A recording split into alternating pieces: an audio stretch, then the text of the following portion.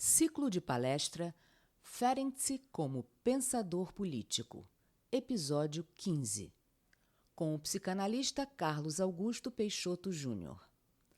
Carlos é psicanalista, membro do Grupo Brasileiro de Pesquisa Sándor Ferenczi, professor do Departamento de Psicologia e do Programa de Pós-Graduação de Psicologia Clínica da PUC-RJ e autor dos livros Metamorfoses entre o Sexual e o Social, editora Civilização Brasileira, 1999, Singularidade e Subjetivação, editora Sete Letras, 2008, e Michael Balint, A Originalidade, uma Trajetória Psicanalítica, editora Revínter, 2013. No episódio de hoje, Carlos Augusto Peixoto Júnior apresenta a palestra De Ferenczi a Agamben, Desdobramentos Políticos do Trauma. Tenham uma boa apresentação. Todos e todas, todas e todos. Queria agradecer, então, ao Sérgio para participar hoje aqui desse evento, né? E também junto com a minha querida amiga Eliana, realmente amiga de mestrado, né? Embora quando nós estivemos juntos no mestrado, ela já sabia muito mais Ferenczi do que eu. Comecei a estudar Ferenczi muito depois dela, né? Até porque ela já tinha uma trajetória no Ferenczi, que eu não tenho. Inclusive, eu falei para ela que ela é uma referência desse texto aqui, que eu vou trazer hoje, né? Estou citando ela, na tese de doutorado dela, inclusive, depois foi publicada, acompanhei desde a época da tese de doutorado lá no Fernando Figueiredo, ou seja, coisas muito antigas. E eu resolvi trazer esse texto, na verdade é um texto que eu recuperei, é um texto um pouco antigo, é bem antigo, na verdade. Eu tentei reescrever para trazer para cá, porque eu não estou trabalhando com esse tema, né? Até fiquei surpreso por ter sido chamado, porque há muito tempo que eu não trabalho com questões relacionadas à cultura e política. Já trabalhei muito com isso, mas há muito tempo que eu estou em outra área, né? E aí não sabia muito bem o que fazer. Eu me lembrei desse texto. Eu falei, esse texto eu acho que serve, Ferenczi, pensador político, tal, tinha Ferenczi, tinha política. E aí também lembrei que tinha a citação da Eliana. Falei, bom, então esse serve, vai ser bom, vai funcionar. E aí, porque na verdade é isso. O que eu pensei, né, como a questão são esses 100 anos aí da psicanálise política e social, né, do Ferenczi. Eu achei que esse tema é um tema pertinente, porque, na verdade, é uma tentativa de pensar a questão do trauma, né? A partir desses dois pensadores, um da psicanálise, que é o Ferenczi, e o outro da filosofia, que é o Agamben, né? Claro que, em relação ao Ferenczi, a Eliana já trouxe muita coisa sobre o assunto, né? Então, de alguma maneira, eu vou retomar aqui um pouco do que ela já mencionou, mas a questão seria essa, né? Pensar assim, desdobramentos políticos do trauma, trazendo o Ferenczi do campo clínico e o Agamben no campo político, né? Então, eu começo falando, a partir, evidentemente, no que diz respeito à política, da questão do Holocausto, né? Porque, em termos de trauma, né, desde o Holocausto, esses termos como trauma, né, catástrofe e mentira, né, eles passaram a estar revestidos de novas ressonâncias. E isso impõe, então, aos que trabalham com psicanálise e psicoterapia, uma reconsideração, não apenas das relações entre fantasia e realidade, como também da importância de cada um desses elementos na construção da subjetividade. Ferenczi, para quem a mentira é um fator decisivo na experiência traumática, foi um dos primeiros porta-vozes desses termos no campo psicanalítico, destacando seus efeitos mais marcantes, principalmente no domínio afetivo, né? Mas não só, o afetivo e cognitivo. No âmbito sociopolítico, Hannah Arendt mostrou que, depois de Auschwitz, a mentira absoluta, o fato de que um sistema totalitário tenha conseguido se servir da mentira para impor-se e dominar uma população, depois disso, a condição humana nunca mais foi a mesma. Numa perspectiva próxima a essa, George Agamben estabeleceu o campo de concentração como paradigma do biopoder moderno e tomou a vida nua, que eu vou retomar depois, é um termo que ele utiliza, a vida nua produzida pelo poder soberano, como uma referência central para pensar a política contemporânea. Então, o que eu vou tentar trazer aqui assim, um esboço, obviamente, né, de algumas reflexões a propósito da noção ferenciana de trauma, no primeiro momento, para depois, a partir das considerações sobre a vida nua, a expressão do Agamben, buscar uma compreensão do que seria o estado de exceção característico do biopoder contemporâneo, tá? Que, do ponto de vista do Agamben, tornou-se, na verdade, a lei fundamental que rege as sociedades atuais. A tese dele, eu vou trazer depois, é de que o estado de exceção tornou-se regra. Aliás, com o governo Bolsonaro isso está muito claro. Eu mesmo me surpreendi, porque isso aqui é antigo. Depois eu me dei conta de que eu estava falando também do governo Bolsonaro. Sem querer, tá? Não foi intencional. Então, a ideia é essa. A vida nua, produzida pelo poder soberano, teria se tornado uma referência central para pensar a política contemporânea. Não?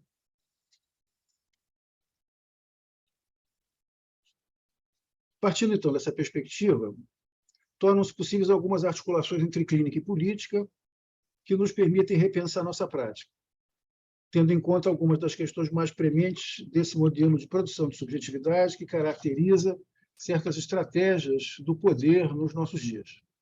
Nesse sentido, estou considerando que a clínica possa ser pensada também como uma prática política, o que a transforma numa alternativa mais eficaz para lidar com os diversos tipos de sofrimento que caracterizam a nossa existência nos últimos tempos. Além disso, a clínica se torna ainda um espaço de potência para afirmar outras dimensões de singularidade. Aquelas singularidades que resistem ao violento e traumático modelo de serialização homogeneizador, que tenta, mais uma vez, se impor no presente de forma extrema e invasiva, tornando a dor de existir ainda mais intensa. Vejamos, então, inicialmente, em linhas gerais, como a psicanálise se colocou diante da questão do traumático. Basicamente, a psicanálise aqui, eu vou falar rapidamente do Freud, mas fundamentalmente do Ferenczi. Em Além do Princípio do Prazer, Inibição, Sintoma e Angústia, Freud define o trauma como resultante de um excesso de investimento de energia para o qual o aparato psíquico não está preparado. Nessa perspectiva, o trauma seria prioritariamente de ordem interna, pulsional e os estímulos externos desencadeariam apenas uma excitação endógena. Ferenczi, diversamente, considerou o fator ambiental não apenas do ponto de vista quantitativo, mas se interessou por definir também as principais qualidades da estimulação exógena. Na constituição catastrófica da subjetividade, o traumatismo representaria uma exigência de trabalho excessiva para o psiquismo, que por essa razão deveria produzir ligações e representações no intuito de amenizá-lo. Como nem sempre isso é possível, em função de seus efeitos desestruturantes, retomar o tema do trauma implicava também em problematizar o recalcamento como forma predominante de defesa psíquica e dar lugar, um lugar central ao mecanismo de clivagem. Segundo Ferenczi, a violência traumática leva a subjetividade à comoção psíquica, que funciona como uma espécie de psicose passageira, na qual se rompe a continuidade do processo identificatório pelo qual o indivíduo busca se tornar um eu integrado. A repetição traumática aí revela o seu caráter inexorável na medida em que se constitui como um presente eterno. Não há propriamente passado, e mesmo quando há alguma memória de dois momentos, ela não serve para distingui-los em uma rememoração, mas apenas para reafirmar a identidade entre eles. A clivagem se caracteriza ainda por um predomínio da ação sobre a imagem, onde o corpo toma conta da cena, seja por um agir compulsivo, por hábitos irreversíveis ou pelo adoecimento corpóreo. Confusão de língua entre adultos e crianças levanta questões fundamentais sobre o papel do trauma patogênico na etiologia do sofrimento emocional. Nesse artigo, como sabemos, Ferenczi afirma que a sexualidade infantil se organiza como linguagem da ternura, sistema em que a fruição ocorre por um princípio de saciedade das pulsões parciais pré-genitais. O prazer infantil é lúdico, uma espécie de faz de conta que representa a compreensão que a criança pode ter da sexualidade adulta, e é neste registro que ela interpreta as demandas de amor dos mais velhos. Já a sexualidade genital adulta, sujeita ao recalque e às interdições sociais, organiza-se no registro da linguagem da paixão, organização caracterizada por uma tendência ao agir compulsivo e ao não reconhecimento da existência do outro. Isso é o que faz com que um adulto seja capaz de se deixar dominar por seus impulsos, impondo violentamente a criança. Nesse contexto, esse adulto, que deveria mediar a recepção da realidade pela criança, se coloca fora do seu alcance e a deixa no abandono. No entanto, nem a confusão de línguas, nem o trauma emocional se reduzem à ocorrência contingente de uma violência sexual ou emocional exercida pelo adulto, pois aí também está implicada uma dimensão paradoxal da comunicação humana. Em Adaptação da Família à Criança, Ferenczi afirma que o que escapa precisamente aos pais é o que para as crianças é óbvio e o que as crianças não percebem é claro como o dia para os pais. Né? Citação do Ferenczi. Tanto o amor excessivo quanto os castigos exagerados e sem razão, infligidos pelos adultos, podem deixar a marca de um abuso. Os cuidados dispensados à criança tornarão mais ou menos acolhedor aquele ambiente arcaico das primeiras vivências subjetivas e formas de integração da experiência, a partir das quais ela terá a sua história mapeada. Como mostrou Reis, e aí a citação da Eliana, o não acolhimento à estranheza infantil viola a alma da criança, impede que ela ceda à polissemia do desejo pela introjeção das possibilidades sensórias de prazer e desprazer que ela apreende em diferentes momentos de sua subjetivação. Embora isso possa resultar de um ato violento e sexual no sentido estrito, também ocorre quando o adulto não cumpre o seu papel de intérprete, desmente e desqualifica não só o prazer ou o sofrimento da criança, como também seu modo de ver e significar o mundo. Fim de citação. A análise de crianças com adultos indica que o desmentido incide sobre o mau acolhimento da criança, produzindo uma desarticulação no campo do sentido e a exclusão de certas vivências de uma ordem associativa de significações. Segundo Monique Schneider, tendo havido um desmentido que impediu a produção de sentido e a subjetivação, o fato traumático não tem consistência como representação psíquica. Daí a necessidade de uma testemunha que sirva também como objeto de investimento afetivo para a elaboração emocional daquela experiência. Do ponto de vista ferenciano, o efeito surpresa também constitui um fator fundamental em todos os traumas. Em Confusão de Língua, ainda, o psicanalista húngaro mostra como há inicialmente a surpresa da criança diante de uma linguagem que ela não conhece e que se exprime com toda a sua complexidade. Tal complexidade pode ser observada no caso da introdução do sentimento de culpa do adulto na relação estabelecida com a criança, o qual será posteriormente incorporado por ela. Num segundo momento, há a surpresa face à reação do adulto, quando a criança tenta compartilhar o ocorrido, buscando nesse compartilhamento a oportunidade de restaurar sua confiança perdida. No caso do trauma, o que se esvai e não corresponde à expectativa prévia do ser em busca de integração, que é a criança, é exatamente essa confiança. Esse é o contexto descuidado no qual a relação afetiva estabelecida com o adulto é posta à prova para a criança. Cabe aqui inserir uma citação mais longa do texto ferenciano, em que o autor descreve de forma detalhada o mecanismo da traumatogênese. Diz o Ferenc: em primeiro lugar, a paralisia completa de toda a espontaneidade. Logo, de todo o trabalho de pensamento, inclusive estados semelhantes ao de choque, ou mesmo de coma no domínio físico, e depois a instauração de uma situação nova, deslocada, de equilíbrio. A criança que se sente abandonada perde, por assim dizer, todo o prazer de viver, ou, como se deveria dizer com Freud, volta à agressão contra a sua própria pessoa. Isso chega, às vezes, tão longe que o paciente começa a sentir-se como se fosse perder os sentidos e morrer. O rosto cobre-se de palidez mortal e surgem estados próximos do desmaio, assim como um aumento geral do tônus muscular. O que se desenrola aí, diante dos nossos olhos, é a reprodução da agonia psíquica e física, que acarreta uma dor incompreensível e insuportável. Fim de citação do Ferenc. Nesta descrição, nota-se que os movimentos corporais e psíquicos resultantes do trauma, tais como a dor, a intensidade daquilo que se passou e a incompreensão do fenômeno vivido, são mensuráveis pelo abatimento da subjetividade a posteriori. As modificações corporais e psíquicas são a expressão da agonia, termo frequentemente empregado por Ferenc. Para ele, o vivido traumático é a experiência mais próxima da morte que a criança pode sentir em sua busca para continuar existindo, na ausência de razões físicas que a justifiquem. Com o fracasso do sistema de defesa, surge o vivido de um prazer insuportável, ao qual um ego ainda muito frágil permanece preso. Em uma das notas do artigo póstumo, em que desenvolve algumas reflexões sobre o trauma, intitulada Da Psicologia da Comoção Psíquica, que eu acho que a Eliana citou também no texto dela, Ferenc desdobra o tema do choque traumático, fazendo-o equivaler à aniquilação do sentimento de si, da capacidade de resistir, agir e pensar com vistas à defesa do self. Segundo ele, uma comoção pode ser puramente física, moral, ou então física e moral. No entanto, toda comoção física sempre implica numa comoção psíquica, a qual pode, aliás, sem qualquer interferência física, engendrar o choque. Neste último caso, a tentativa de defesa momentânea e transitória revela-se tão frágil que logo é abandonada.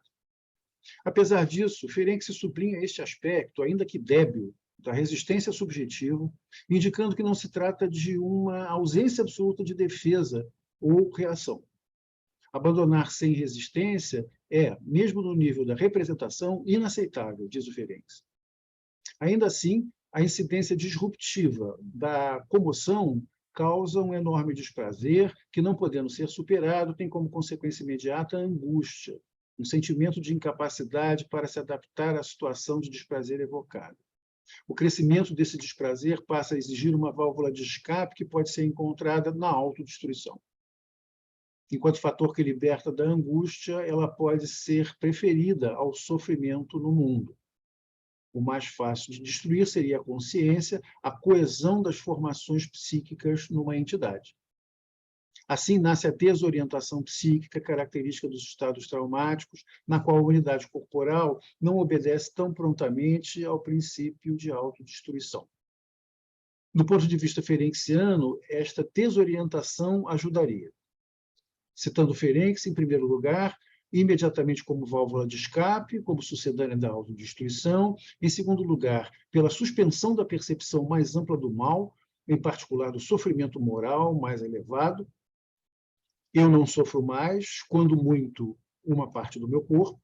E, em terceiro lugar, por uma formação nova de realização de desejo a partir dos fragmentos, no nível do princípio do prazer. Fecha a citação. Essas formulações permitem notar, mais uma vez, que, no fundo, o trauma faz um apelo momentâneo, ainda que premente, ao corpo. Um de seus principais objetivos seria o de apagar para sempre o acontecimento, cavando uma espécie de buraco na própria história, afastando das trocas afetivas no plano relacional uma parte do próprio ego. Quem sofre um trauma mata uma parte de si próprio. O trauma pratica sobre a subjetividade um assassinato, em que ela é, ao mesmo tempo, assassina e vítima. A comoção psíquica é o estado em que essa subjetividade se encontra depois do acontecimento traumático. Esse vivido da comoção, Ferenczi também o descreve, tanto em termos físicos quanto psíquicos, no seu diário clínico, numa anotação a propósito da afirmação do desprazer. Trata-se de um estar fora de si, diz Ferenczi, de um ausentar-se. Mas, citando ainda o autor, esse ausentar-se não é forçosamente não estar, mas apenas um não estar lá. Mas então, estar onde? Aprende-se algo como: eles partiram para longe, no universo voam com uma rapidez enorme entre os astros, sentem-se tão delgados que passam sem encontrar obstáculos através das substâncias as mais densas. Lá onde não existe tempo, passado, presente e futuro estão presentes para eles ao mesmo tempo. Numa palavra, tem a impressão de ter superado o espaço e o tempo. Vista dessa perspectiva, a importância do próprio sofrimento desaparece. Fim de citação. O sofrimento provocado pelo trauma é tão intenso que desperta a necessidade de um dispositivo de urgência para fazer face à catástrofe que se deixa anunciar. Como único meio para superar esse desprazer, a criança recorre aos estados de exceção, proporcionados pela clivagem, para tentar reencontrar o equilíbrio reinante antes do trauma. Como podemos notar, boa parte dessas observações ferencianas sobre o trauma destaca o momento em que a criança sente que os adultos não acreditam no seu testemunho, indicando que aí reside a maior ferida, a grande falha. E cabe aqui lembrar, para além do aspecto predominantemente emocional, o possível alcance jurídico-político deste fato, que é o que pretendemos destacar no que se segue daqui em diante. Em Robert Antelmo, Primo Levi, Simone Weil e tantos outros, a grande ferida era constituída justamente pelo fato de que, depois do retorno dos campos de concentração, ninguém queria escutá-los ou acreditar nos seus depoimentos. Diante disto, só restaria salvar aqueles testemunhos e validá-los. Passemos, portanto, a uma breve discussão um pouco mais detalhada desses aspectos políticos do trauma. Vou retomar, então, as reflexões do Agamben, filósofo contemporâneo que, a meu ver, pensou de maneira mais rigorosa esses problemas. Na sua opinião, Auschwitz, o campo maior do Holocausto, é o lugar onde o estado de exceção coincide perfeitamente com a regra, onde a situação extrema torna-se o próprio paradigma do cotidiano. Enquanto o estado de exceção e a situação normal se encontram ou se mantêm separados no tempo e no espaço, como geralmente é o caso, eles permanecem opacos, ainda quando se nutrem secretamente um do outro. Mas, diz Agamben, citando, logo quando mostram abertamente sua conivência, como ocorre a cada dia mais frequentemente, eles se esclarecem um ao outro, por assim dizer, do interior. Fecha a citação. Citação do Agamben num trabalho chamado O que Resta de Auschwitz. No entanto, há um outro paradigma que projeta uma nova luz sobre o extermínio e o torna ainda mais atroz, se é que isso é possível. Antes mesmo de ser o campo da morte, Auschwitz é o teatro de uma experimentação sempre impensada, na qual, para além da vida e da morte, o homem se vê transformado em não-homem. Imaginemos, então, o habitante do campo na sua mais extrema figura, a qual Primo Levi, no É Isso um Homem e Afogados e Sobreviventes, descreveu como aquele que, no jargão do campo, era chamado de muçulmano. Um ser em que a humilhação, o horror e o medo haviam ceifado toda a consciência e qualquer personalidade, até a mais absoluta apatia. Citando Agamben, ele não apenas era excluído, como seus companheiros, do contexto político e social ao qual havia outrora pertencido. Não apenas como vida hebreia que não merece viver, ele era votado em um futuro mais ou menos próximo à morte. Ele não faz mais parte de maneira alguma do mundo dos homens, nem mesmo daquele ameaçado e precário dos habitantes do campo que o esqueceram desde o início. Citação do Agamben no Poder Soberano e a Vida Nua. Mudo e totalmente só, ele passou para um outro mundo, sem memória e sem consideração. Nestas condições, o que seria a vida do muçulmano? Pode-se dizer que ela seja pura vida nua? Certamente sim, diz Agamben, na medida em que nua é a vida humana matável e não sacrificável do homem sacro, objeto de uma violência que excede tanto a esfera do direito quanto a do sacrifício. O muçulmano se move exatamente numa zona de absoluta indistinção entre fato e direito, entre vida e norma, entre natureza e política. Justo por isso, às vezes, diante dele, os guardas do campo de concentração pareciam repentinamente impotentes, como se duvidassem por um momento se aquela figura de um ser que não consegue mais distinguir entre as ordens externas de suas próprias sensações internas não seria, por acaso, uma forma radical e inaudita de resistência, diz o Agamben mais uma vez no Poder Soberano e Vida Nua. O que o filósofo italiano nos mostra é que os sobreviventes dos campos não são comparados apenas aos melhores, aqueles cujas virtudes os tornaram menos adaptados, mas também a massa anônima dos engolidos, cuja morte não tem mais nome. Pois esta é a aporia ética fundamental de Auschwitz, segundo Agamben. Um lugar onde é indecente permanecer decente, onde aqueles que acreditaram conservar sua dignidade e seu respeito por si só experimentam vergonha diante daqueles que a perderam nos campos de concentração. A expressão fabricação de cadáveres supõe que não se trata mais de morte no sentido próprio do termo, sugerindo que a morte nos campos não é mais a morte, mas alguma coisa de infinitamente mais escabroso.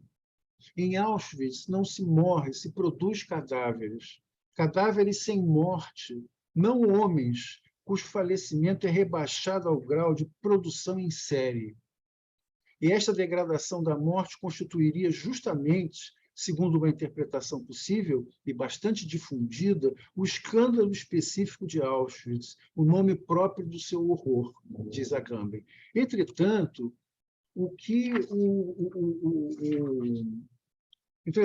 que o problema ético dos campos de concentração seja o do aviltamento da morte não é tão simples, continua Agamben. O campo é, com efeito, o lugar em que qualquer distinção entre próprio e impróprio torna, entre possível e impossível, se apaga radicalmente. Pois aqui, o princípio segundo o qual o único conteúdo do próprio é o impróprio é verificado exatamente pelo seu contrário, que quer que o único conteúdo do impróprio seja o próprio. No campo, os deportados também existem cotidianamente e anonimamente para a morte.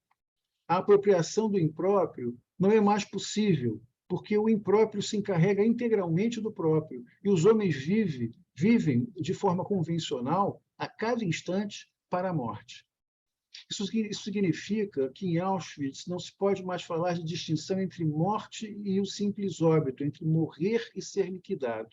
Citando Agamben, ali onde o pensamento sobre a morte foi materialmente realizado, onde a morte é vulgar, burocrática e cotidiana, como dizia Primo Levi, a morte e o morrer e seus modos, a morte e a fabricação de cadáveres tornaram-se indiferentes. Fim de citação do Agamben. Procuramos tornar compreensível o ultraje de Auschwitz, aceitando sob categorias ao mesmo tempo as mais extremas e as mais familiares, tais como vida e morte, dignidade e indignidade. Entre elas, a verdadeira marca de Auschwitz, o muçulmano, nervos posto do campo, é a expressão que o Agamben usa, aquele que ninguém quer ver e que inscreve em qualquer testemunho uma lacuna, flutua sem encontrar lugar definido. Ele é literalmente o incontornável com o qual devemos acertar contas, nos diz Agamben. De um lado, ele se apresenta como o não vivo, o ser cuja vida não é verdadeiramente a vida. De outro, como aquele cuja morte não pode ser dita morte, somente fabricação de cadáveres. Dito de outro modo, trata-se de algo como a inscrição na vida de uma zona morta e na morte de uma zona viva. Em ambos os casos, é a própria humanidade do homem que se vê colocada em questão. O muçulmano é o não-homem que se apresenta obstinadamente como homem, e o humano que é impossível distinguir do inumano. Diz o Agamben no O que Resta de Auschwitz. Sobre essa degradação da morte em nossos tempos, Michel Foucault propôs uma explicação em termos políticos que a liga à transformação do poder no seio do Estado moderno. Em sua figura tradicional, aí mencionando Foucault, a da soberania territorial, o poder se define essencialmente como direito de vida e morte. Por sua natureza, este poder é, no entanto, assimétrico, no sentido em que se exerce, sobretudo, do lado da morte e não encara a vida, senão indiretamente, como a abstenção do direito de matar. Por isso, Foucault caracteriza a soberania pela fórmula fazer morrer, deixar viver. Quando, a partir do século XVII, com o nascimento da ciência policial, o cuidado com a vida e a saúde humana ganha um lugar cada vez maior nos mecanismos e cálculos do Estado ou dos Estados, o antigo poder soberano se transforma pouco a pouco no que Foucault chama de biopoder. O antigo direito de fazer morrer e deixar viver cede lugar, então, a uma figura inversa, que define a política moderna e que se resume na fórmula fazer viver e deixar morrer. Donde a desqualificação progressiva da morte, que perde seu caráter de rito público, do qual participavam indivíduos, famílias e mesmo a coletividade como um todo.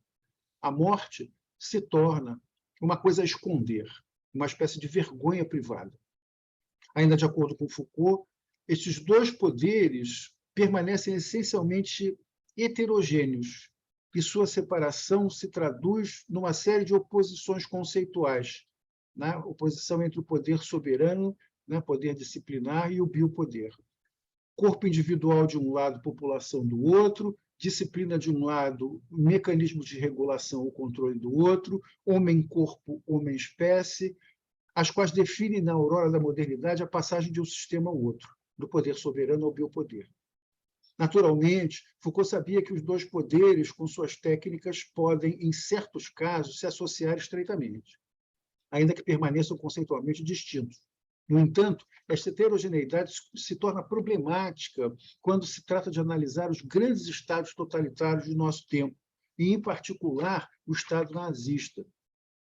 Citando Agamben, porque nele, no Estado nazista, a absolutização sem precedentes do biopoder de fazer viver se conjuga com uma generalização não menos absoluta do poder soberano de fazer morrer, de modo que biopolítica e tanatopolítica se confundem já de saída. Esta coincidência representa, na perspectiva de Foucault, um paradoxo que exige explicação. Fim de citação do Agamben. Procurando explicá-lo, explicar esse paradoxo, Agamben recorre a um acontecimento jurídico-político da história. Em fevereiro de 1933, o Estado nazista promulgou um decreto para a proteção do povo e do Estado, entre aspas, que suspendia os artigos da Constituição de Weimar relativos a liberdades pessoais, decreto que nunca mais foi revogado. Ainda assim, todo o Terceiro Reich costuma ser considerado, do ponto de vista jurídico, como um estado de exceção que durou 12 anos. Nesse sentido, o totalitarismo moderno pode ser definido como a instauração, através do estado de exceção, de uma guerra civil legal, que permite a eliminação física, não apenas dos adversários políticos, mas de categorias inteiras de cidadãos que, por uma razão ou outra, pareçam não se integrar nesse sistema político, Desde então, a criação voluntária de um estado de emergência permanente, mesmo não declarado no sentido técnico, tornou-se uma das práticas essenciais dos estados contemporâneos, diz o Agamben no estado de exceção. Diante da irresistível progressão do que se definiu como uma guerra civil mundial, expressão cunhada por Hannah Arendt no seu livro sobre a Revolução, no qual discute a distinção entre um estado de sítio real ou efetivo e outro fictício, o estado de exceção tende cada vez mais a se apresentar como paradigma de governo dominante na política contemporânea, confirmando a perspectiva benjaminiana de que a violência da exceção se tornaria a regra. E é nesta perspectiva que este Estado se apresenta como um limite de indeterminação entre a democracia e o absolutismo, diz o Agamben mais uma vez, no estado de exceção. A significação imediatamente biopolítica do estado de exceção se caracteriza pelo fato de ele se constituir numa estrutura original onde o direito inclui em si o vivo através de sua própria suspensão. Com isso, pode-se promulgar uma ordem que anula radicalmente qualquer estatuto propriamente jurídico do indivíduo, criando um ser juridicamente inominável e inclassificável, tal como foi feito, por exemplo, pelo governo Bush com os talibãs em Guantánamo, há exatos 20 anos, os quais se tornaram os novos homens sacros da vida nua contemporânea.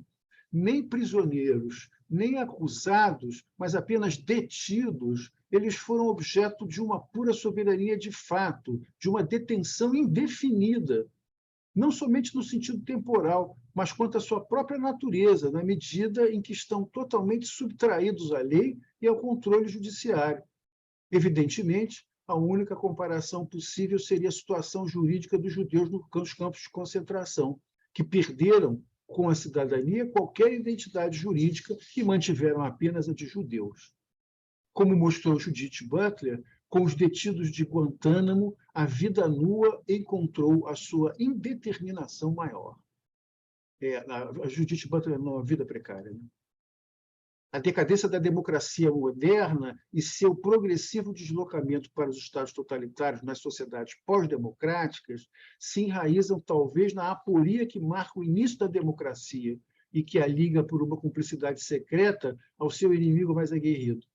Encontra-se aqui a tese de Agamben a propósito de uma solidariedade profunda entre democracia e totalitarismo e da necessidade de inventar uma nova política, diz ele no Poder Soberano e Vida Nua.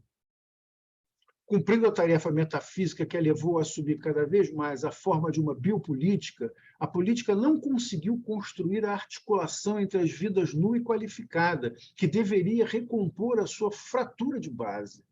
A vida nua continua presa a ela sob a forma de exceção, isto é, como alguma coisa que é incluída somente através de uma exclusão. Como se poderia politizar a doçura natural dessa vida nua? E, antes de tudo, teria ela a verdadeira necessidade de ser politizada ou o político já está incluído nela como seu núcleo mais precioso? Pergunta-se Agamben. A biopolítica do totalitarismo moderno, de um lado, a sociedade de consumo e o hedonismo de massa, de outro, constitui certamente, cada uma a seu modo, uma resposta para estas questões, diz o Agamben. O paciente ferenciano, o muçulmano do campo nazista e o prisioneiro afegão em Guantánamo são diferentes imagens da vida nua do homem sacro disseminadas na sociedade contemporânea, na qual vivemos uma espécie de trauma difuso e generalizado. Daí, talvez, se possa compreender também o sofrimento existencial que caracteriza o nosso tempo, no qual se produz um tipo de subjetividade submetida a um estado de comoção psíquica subliminar e constante, fruto da violência que se propagou nesta sociedade em que a política de exceção se tornou a regra. Nesse sentido, criar outras formas de viver o comum a partir de múltiplas diferenças que se dispõem radicalmente ao acolhimento do estranho e fundar novos espaços de liberdade em que a singularidade possa ser afirmada em toda a sua potência de criação, talvez sejam as tarefas de uma nova política que nos permitirá superar esta violência traumática que nos tem sido imposta pela contemporaneidade. Era isso. Obrigado.